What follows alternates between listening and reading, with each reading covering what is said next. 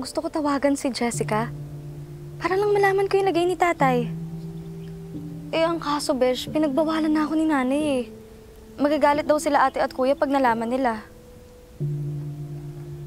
Tingnan ko, ha? Sige na, bahala na. Tawagan na lang kita ulit. Tatawag mo pa rin, Colleen? Pinagbawalan ka na ni nanay, ah. Anong ginagawa niyo dito? Kanina pa kayo nakikinig sa usapan namin? Oo. Dahil alam ko na nandito ang tatay mo at makikipagkita ka sa kanya. Anong... Talagang ikaw pa yung nakaisip magsabi na isikreto? Ano yun, Colleen?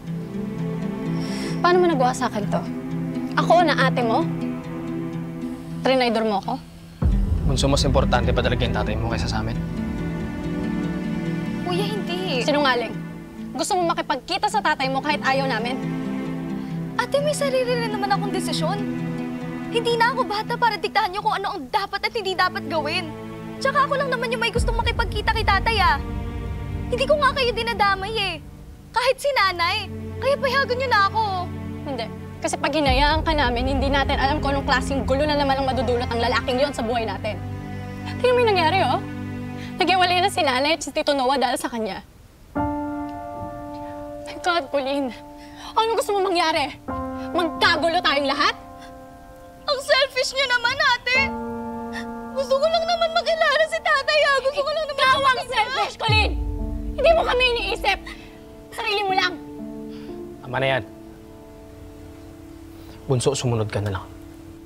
Huwag mo nang kukontakin yung tatay mo pati yung anak niya. Oo. Kasi hindi natin alam kung ano mangyayari ulit kay nanay. Madepress ulit siya. Kagaya ng dati, naglalasing siya. Ate, kuya, puro naman kayo dati, tapos na yun, eh. Paralyzed na ngayon si tatay. Hindi ba kayo naaawa sa kanya? Sa amin, hindi ka ba naaawa? Nakakaawa rin naman kami, ah. Yung mga pinagdaanan namin noon. Halos masira ang buhay namin lahat. Ako, hindi nakakapag-aral na maayos. Napariwara ako. Si kuya, nagdalakaw, muntik na makulong. At ikaw, hindi mo lang alam. Pero napabayaan ka namin. Hindi ka namin naaalagaan kasi lahat kami mga wala sa sarili namin. At lahat yun, dahil yun sa tatay mo. Gusto mo ba talagang bumalik tayo doon, Bunso? Ano, sisirain natin yung katahimikan ng pamilya natin, lalo na ni nanay, dahil gusto mo makita yung tatay mo? Sinasabi ko sa'yo, Colleen.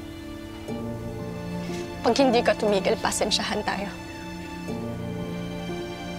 Pero mawawalan ka ng ate.